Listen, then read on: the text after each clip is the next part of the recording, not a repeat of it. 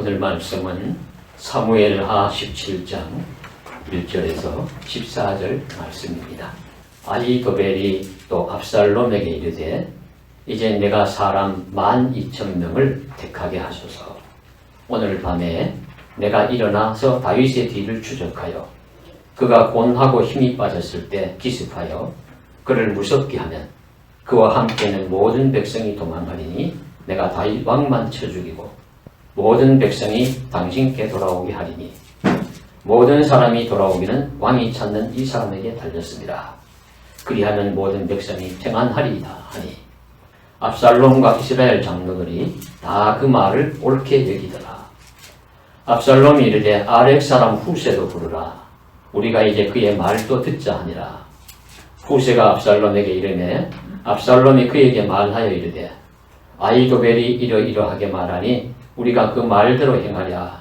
그렇지 아니하거든 너는 말하라 하니 후세가 압살롬에게 이르되 이번에는 아히도벨이 베푼 계략이 좋지 아니하니이다 하고 또 후세가 말하되 왕도 아시거니와 왕의 아버지와 그의 추종자들은 용사라. 그들은 들에 있는 곰이 새끼를 빼앗긴 것 같이 격분하였고 왕의 붙이는 전쟁에 익숙한 사람인즉 백성과 함께 자지 아니하고 지금 그가 어느 굴에나 어느 곳에 숨어 있으리니 홍무리 중에 볕이 먼저 엎드러지면 그 소문을 듣는 자가 말하기를 압살롬을 따르는 자 가운데서 패함을 당하였다 할지라. 비록 그가 사자 같은 마음을 가진 용사의 아들일지라도 낙심하리니 이는 이스라엘 무리가 왕의 아버지는 영웅이요 그의 추종자들도 용사인 줄 알미니이다. 나는 이렇게 계략을 세웠나이다. 온 이스라엘을 단부터 브엘세바까지 바닷가의 많은 모래같이 당신께로 모으고 친히 전장에 나가시고 우리가 그 만날 만한 곳에서 그를 기습하기를 이스라엘 땅에 내림같이 우리가 그의 위에 덮여 그와 그 함께 있는 모든 사람을 하나도 남겨두지 아니할 것이요. 또 만일 그가 어느 성에 들었으면 온 이스라엘이 밧줄을 가져다가 그 성을 강으로 끌어들여서 그곳에 작은 돌 하나도 보이지 아니하게 할 것이니이다 하매 14절은 함께 해보십니다. 압살롬과 온 이스라엘 사람들이 이르되 아렉 사람 후세의 계략은 아히도벨의 계략보다 낫다 하니 이는 여호와께서 압살롬에게 화를 내리려 하사 아히도벨의 좋은 계략을 물리치라고 명령하셨습니다. 아멘. 중세의 시성 베아트리테 단테는 유명한 신곡이라는 작품을 남겼습니다. 그 신곡의 지옥편에서 단테는 지옥도 극수가 있는 것으로 층이 있는 것으로 묘사를 합니다. 그러니까 세상에서 죄를 많이 지었을수록 더 아래쪽으로 내려가는 겁니다. 그래 아래쪽으로 갇히면은 아래쪽으로 내려갈수록 벌이 더 극심한 거예요. 그 형벌이 심해서 더 큰 고통, 더 큰 아픔을 당하면서 이제 그 영혼이 산다 하는 그런 이야기인데, 그러면 그 지옥의 맨 밑바닥에는 누가 있을까 하는 의문이 생깁니다. 단테는 14세기 인물이니까 자신이 이제 공부하고 생각한 14세기 인물까지 중에서 가장 악한 인물을 그곳에 넣었을 겁니다.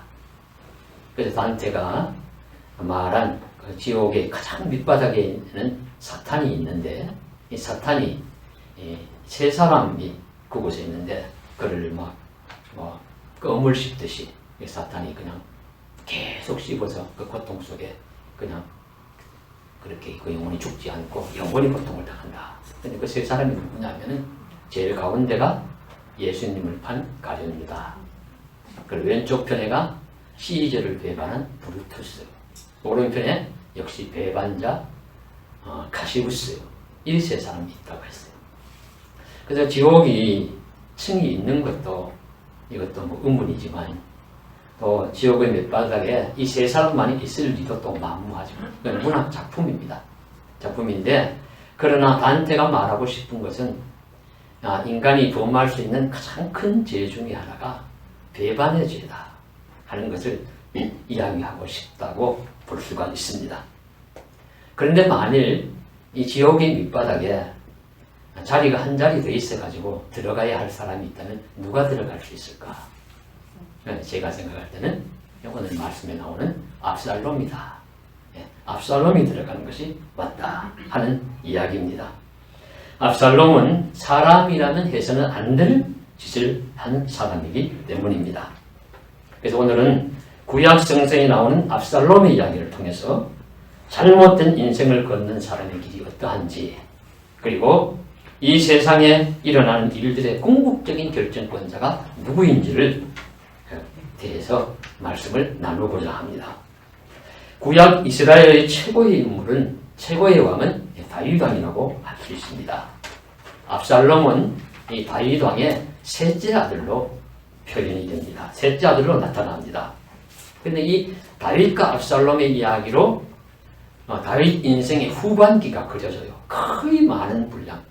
그러니까 사무엘하, 오늘 읽으신 말씀을 포함해서 그 사무엘하 13장에서 한 18장까지 6장에 걸쳐가지고 다윗과 압살롬의 이야기가 나옵니다. 이 성경은 이제 많은 분량을 사용하고 있지요. 그래서 그만큼 후세에 전해주고 싶은 아름답지 못한 이야기지만 그런 뜻이 있으리라고 보여집니다. 압살롬의 삶을 통해서 말씀해 주시고자 하시는 그 교훈의 첫째는 스스로 복수하는 인생의 길을 걷지 말라. 그런 말씀을 우리에게 주시는 것이죠. 자기 스스로 보복하는 인생을 살지 말아라. 그런 말씀을 주시고 있습니다. 압살롬의 이야기를 보면은 그가 성경에 첫 번째 나오는 이야기부터가 복수하는 것으로, 보복하는 것으로 시작을 해요. 예, 다윗은 고대의 왕이었고 성군이지만은 그 시대의 상황을 무시할 수 없으니까 고대의 전제 공주 왕들은 대부분 아내들이 많습니다. 정략 결혼들도 하고 또 인간의 욕망도 채우고 여러 가지 이유가 있겠죠. 그래서 다윗도 아내들이 많아서 그 아내들마다 자녀들이 있으니까 그 이복 형제들이 너무 많은 거예요. 그 중에 맏아들 암논이 그 셋째 아들인 압살롬과 한 자매인 다말이라는 그 자매가 아름다우니까 이복 여동생이죠. 그를 강제로 불러가지고 성폭행을 죄를 저집니다. 그리고 나서는 내어 쫓아버립니다. 그래 다말이 오라비 그러지 말으시고 이렇게 달려도 말 안 듣고 그냥 내어 쫓아버리니까 이 다말이 너무 분하고 억울하고 원통해서 머리에 재를 뒤집어 쓰고 공주가 입는 채색옷을 찢어버리면서 울면서 그렇게 자기 집으로 돌아갑니다.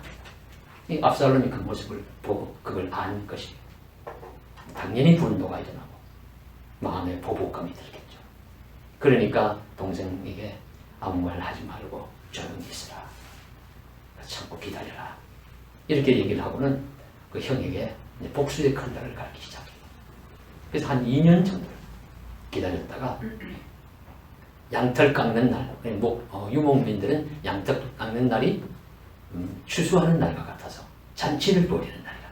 그래서 잔치를 벌이고 왕에게 이야기해서 제가 잔치를 벌였으니 여러 왕자들, 사람들을 초청하고 큰 잔치를 하려고 오십시오. 그러니까 다윗 왕이 내까지 갈 것 있느냐? 그냥 다른 사람 불러서 해라. 그러니까 다른 형제들 많이 불러가지고 하면서 그때 이미 준비를 시켰다가 암논을 사정을 두지 말고 죽여라. 그래서 이 암논을 죽이고 맙니다. 맏형을. 그리고는 아버지가 이제 그 나무랄까봐 또 벌을 줄까봐 두려워가지고 얼른 자기 외가 그술왕 달메라고 하는 이스라엘 북동쪽에 있는 그런 작은 나라인데 거기가 자기 외가예요. 그 외가로 도망을 가버리고 말아요. 그것이 이제 이 오늘 나오는 첫 번째 말씀인데, 그러니까 이 압살롬이 복수심이 일어나는 것도 우리가 이해를 할 수가 있고 그렇지만은 그렇다고 해서 그 동생이 당한 일에 대해서 몇 배로 갚아주는 거죠. 죽임으로 갚아주는 것이니까.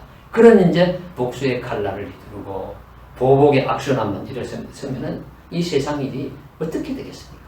이 세상이 그저 피해 순환, 피해 복수만 그런 알렁지는 그런 세상이 되지 않겠습니까? 그러니까 개인적으로 보복하지 말라고 이 세상 속에서도 세상에서도 법이 있고 공적 제도를 통한 형벌 시스템이 시대마다 있을 것입니다. 그래서 이 말씀을 생각하면서 우리 사람의 마음에는 복수와 용서 또 미움과 사랑 이런 것들이 있어서 늘 자주 갈등을 일으킵니다.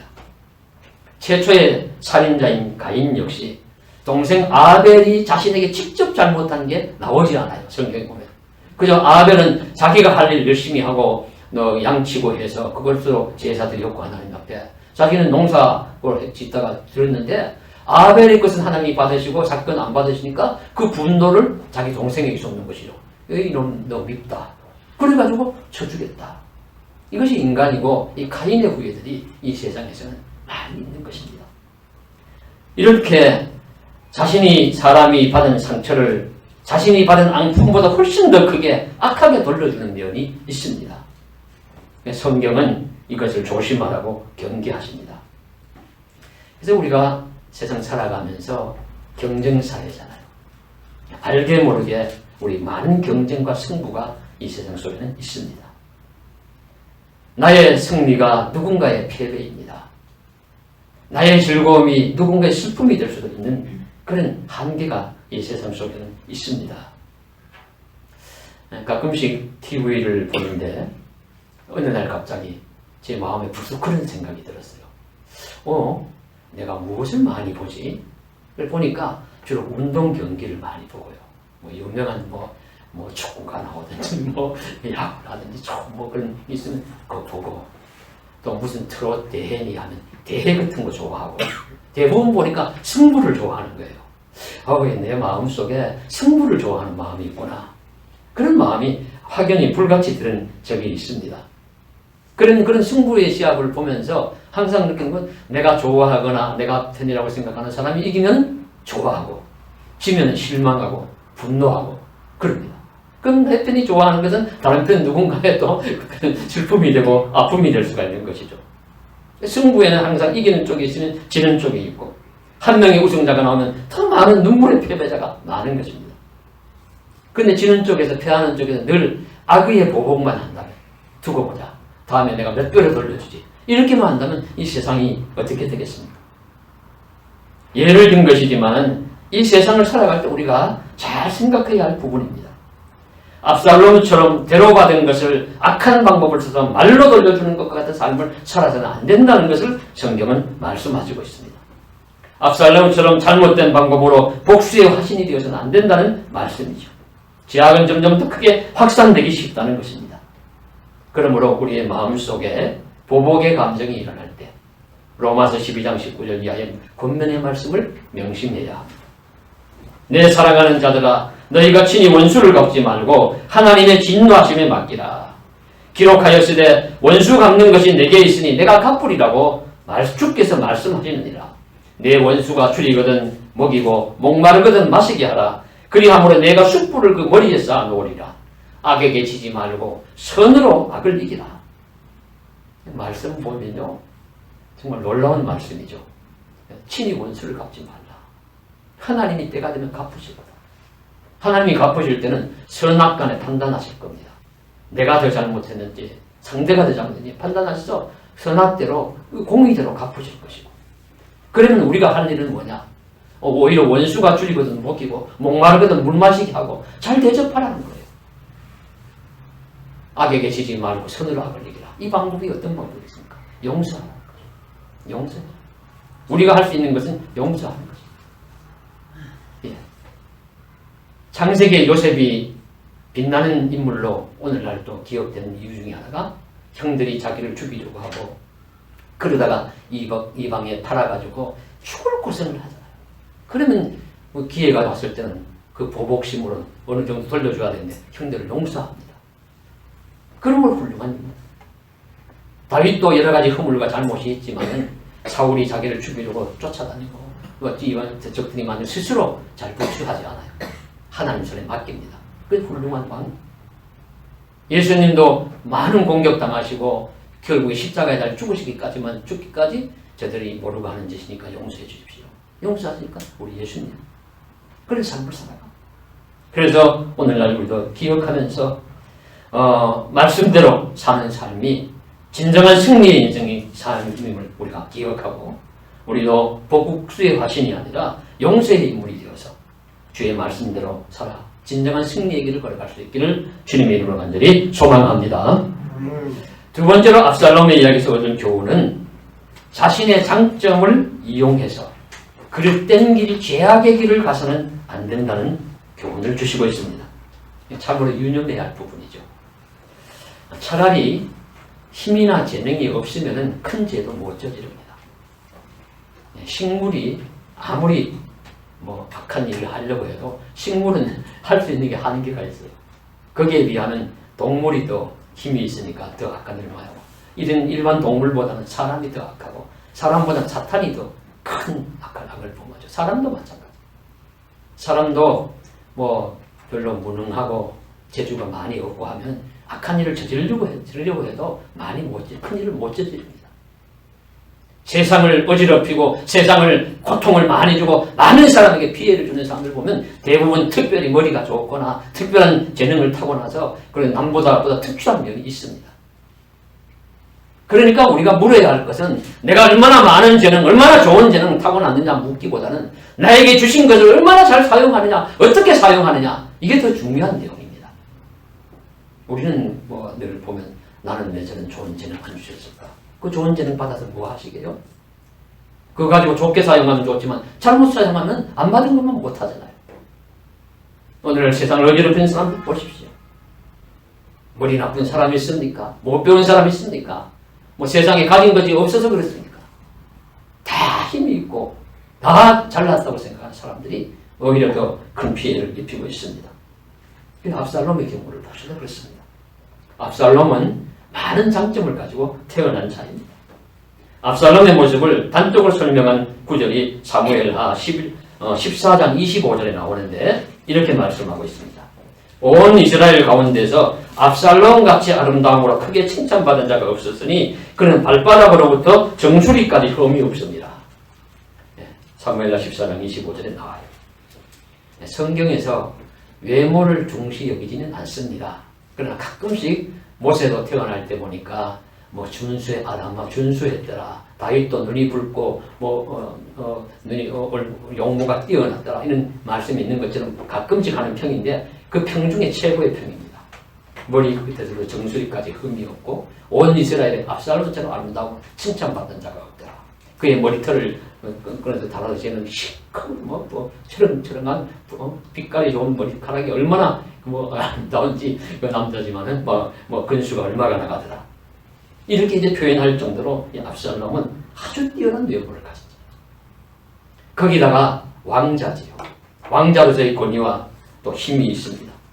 성경을 자세히 읽어보시면은 압살롬은 매우 처세술도 좋고 머리도 좋고 그리고 어떤 일을 마음 먹으면 끝까지 이루고 오는 성취력, 추진력도 대단합니다.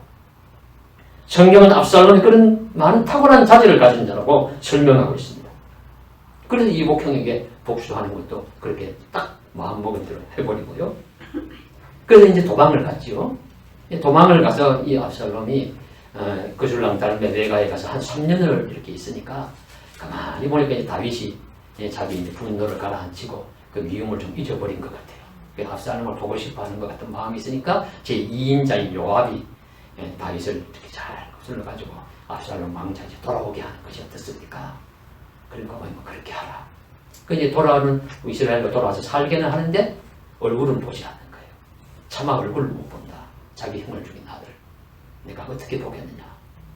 근데 보지 않고 그러는 사이에 한 2년이 흘러가는데 그동안 이제 압살롬의 마음에는 분노와 원한이 점점 더 쌓이는 것이죠. 그러다가 이제 견디지 못해서 요압에게 강압을 해서 내 아버지를 만나게 해라. 날 불렀으면 만나게 해야 될 거 아니냐. 그래서 억지로 만나서 안고 눈물로 화해를 하는 것 같은데 그 압살롬은 아버지가 진심으로 나를 용서하지 않았구나 하는 것을 알게 되는 것 같아요. 그래서는 돌아와서는 아버지에게 복수를 계획하게 됩니다. 그래서 매일 아침 일찍 일어나면은 성문 앞으로 나가서 성에 들어가고 나가는 사람을 만나서 어디서 오느냐, 무슨 소원이 있느냐, 어떤 억울한 일이 있느냐, 내가 그러면 무슨 얘기를 하면 그러느냐, 내가 힘 있는 데는 당신을 도와주지.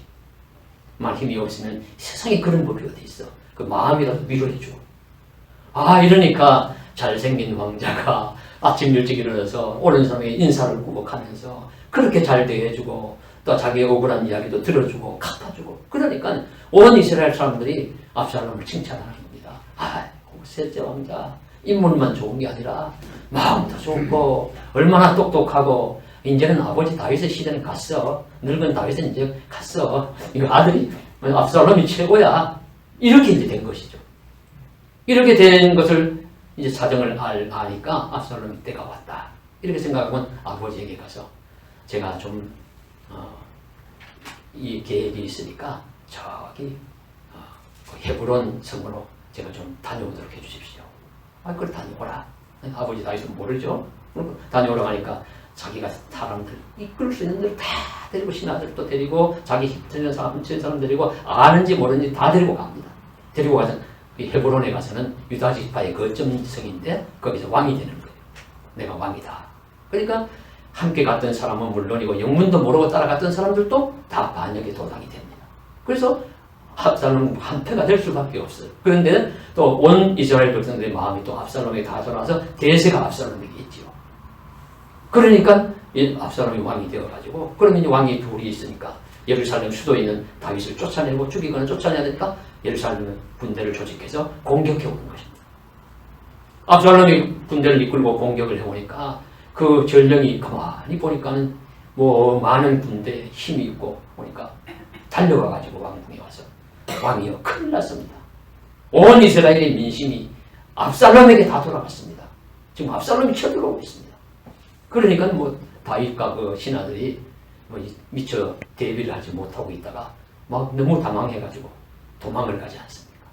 그 도망을 가는 장면이 다윗이 울면서 맨발로 그 감람산을 넘어갔다. 머리를 가리고 울면서 맨발로 울면서 넘어갔다는 장면의 이야기가 나옵니다. 그러니까 압살롬이 예루살렘에 들어와서 진짜 왕 행세를 하는 거예요. 자, 여기까지 볼 때 복수심에 따라 사는 인생을 이미 말씀드렸고요. 압살롬의 또 하나의 허물은 자신의 장점인 잘생긴 외모와 타고난 지혜와 추진력 등의 좋은 자질을 바르게 사용하지 않았다는 겁니다. 그것을 가지고 하나님의 영광을 위해서 사용하고 정말 백성을 잘 살리기 위해서 하는 데 사용을 하고 그리고 이웃을 돕는 데 사용하고 정말 아름다운 일들을 성취하는 데 사용해야지 아버지의 나라를 빼앗고 아버지를 죽이고자 하는 그런 아들이 되었으니까 그 잘난 것이 무슨 소용이 있느냐 하는 말씀입니다. 타고난 좋은 자질은 선용해야 합니다. 재주가 좋다고 자랑할 것도 아니고 힘이 있다고 자부할 것도 아닙니다. 그것을 어떻게 사용하느냐가 더 중요한 것입니다. 좋은 특별한 자질이 있으면 과정도 좋고 잘 발전시키고 목적도 선해야 합니다. 선한 결과 좋은 열매를 맺는 데 사용해야지 압살롬처럼 악한 일을 하는데 사용하거나 인생이 해서는 안 될 폐준의 길을 가는데 사용하면 안 된다는 사실을 성경은 말씀하시고 있습니다. 그래서 이 세상에 많은 사람들 또 어떤 사람들은 자신이 가진 힘이나 좋은 타고난 자질을 악을 위해서 사용하는데 그거 합당치 못하고요. 오늘 우리들은 하나님이 주신 것 크든지 작든지 잘 발전시켜서 잘 아름답게 성숙시켜서 하나님을 위해서 이웃을 위해서 사용해야 될 줄로 믿습니다. 그래서 이 세상을 좀 더 따뜻하고 밝게 만드는 일에 동참하는 저와 여러분 되셔야 될 줄로 믿습니다. 앞사람이 압살롬의 길을 걷지 말아야 하면 두말할 나위가 없습니다. 갈라디아서 6장 9절 선을 행하려 낙심하지 말지니 피곤하지 않으면 때가 이르면 거두리라. 주께서 말씀하십니다. 우리 기억하면서 받은 바 좋은 자질, 뛰어난 장점들을 선용할 수 있는 우리 모두 될 수 있기를 주님의 이름으로 간절히 소망합니다. 세 번째로는 우리가 이제 압살롬 사건을 통해서 보아야 할 것은 이 일의 성취는 하나님의 손에 달려있다 하는 사실을 우리가 깨달아야 합니다. 전도서 9장 11절에 내가 다시 해 아래서 보니 빠른 경주자들이라고 선착하는 것이 아니며 용사들이라고 전쟁에 승리하는 것이 아니며 지혜자들이라고 음식물을 얻는 것도 아니며 명철자들이라고 재물을 얻는 것도 아니며 지식인들이라고 은총을 얻는 것도 아니니 이는 시기와 기회는 그들 모두에게 임함이니라. 전도자라는 지혜자가 보니까 전도자는 솔로몬이라고 보는데 가만히 보니까 용사라고 전쟁에 이기는 것도 아니고 다른 일 잘한다고 경주에 항상 승리하는 것도 아니고 지혜자라고도 잘 사는 것도 아니고 그렇더라는 거예요. 다른 변수가 있더라는 거죠. 그걸 우린 성경에서 우리가 또 신앙에서 깨달을 때 하나님이 도와주셔야 이긴다, 승리한다. 그 시편 121편 1절 여호와께서 집을 세우지 아니하시면 세우는 자의 수고가 같으며 여호와께서 성을 지키지 아니하시면 파수꾼의 그 수고 경성함이 헛되다, 무익하다, 깨어있음이 헛되다 하는 말씀처럼 바쁘고 분주한 인생을 살아가면서 우리가 피할 수 없는 경쟁과 승부를 보아야 할 때도 있지만 그런 가운데서 진심으로 꼭 이기려면 예수님 안에 하나님이 승부의 추를 이기는 쪽으로 허락하셔야 가능하다는 사실을 우리가 늘 깨달아야 합니다. 압살롬의 이야기에서 그 증거를 볼 수 있어요.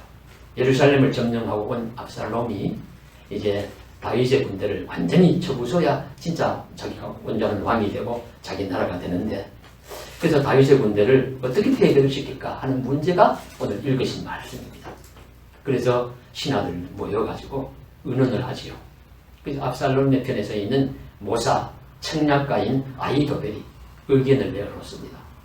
나에게 군사 1만 2천 명만 주면은 지금 내가 당장 다윗의 군대를 쫓아가서, 그러면 그들이 그 급작스럽게 도망을 가느라고 피곤하고 정신이 없을 때이므로 내가 왕만 죽이고 다른 사람들 도망가 칠 테니까 왕만 죽이고 나면은 다른 백성들은 다 항복하고 돌아올 것이고 이 나라는 당신의 나라가 되고 우리가 승리할 거다.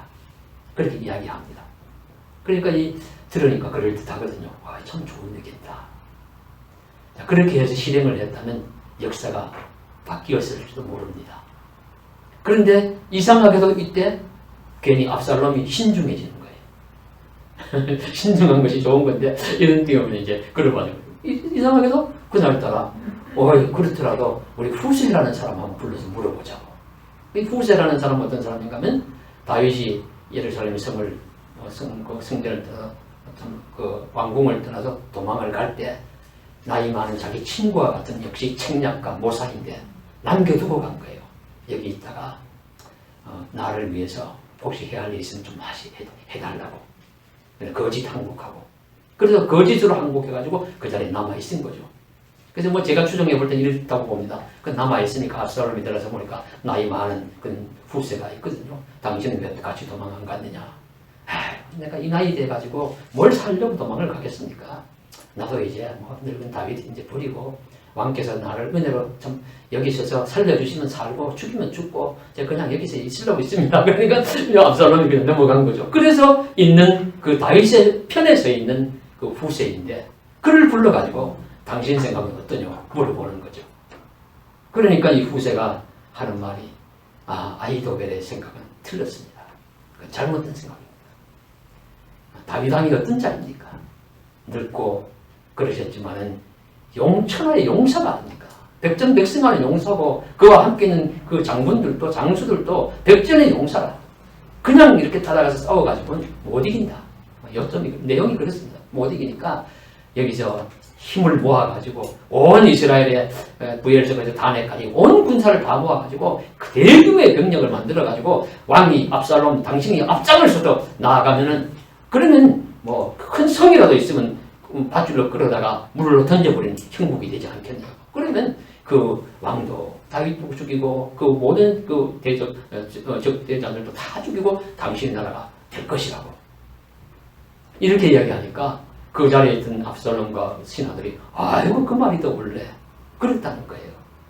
그래서 그 다음의 전쟁이 그 후세의 계략대로 진행이 되어서 결국에는 압살롬이 지고 맙니다. 지고 패배하고 죽고 거사는 실패하고 말아요.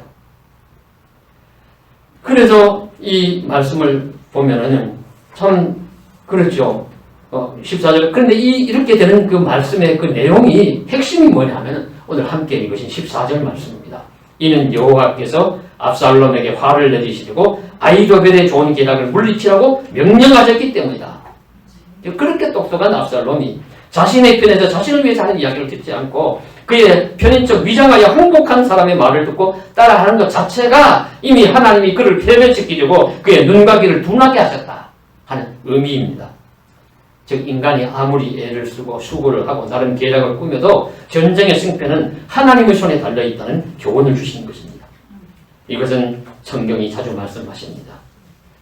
잠언 21장 31절에 싸울 날을 위하여 마병을 예비하거니와 이김은 여호와께 있느니라.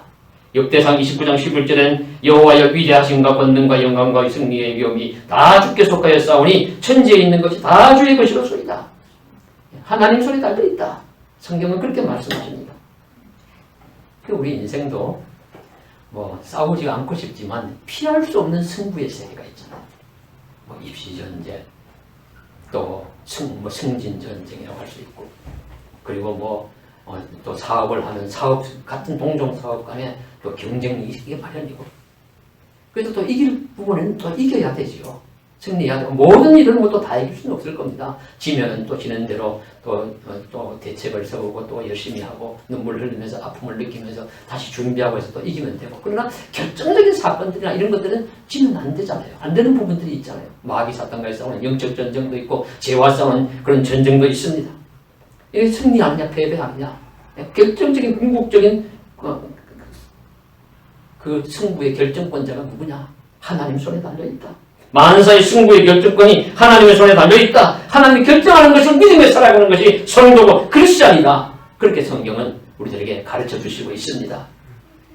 그렇다면 하나님이 나를 위해 승리하도록 판을 짜놓으셔야 하고요, 그 길을 가도록 인도하셔야 하실 것입니다.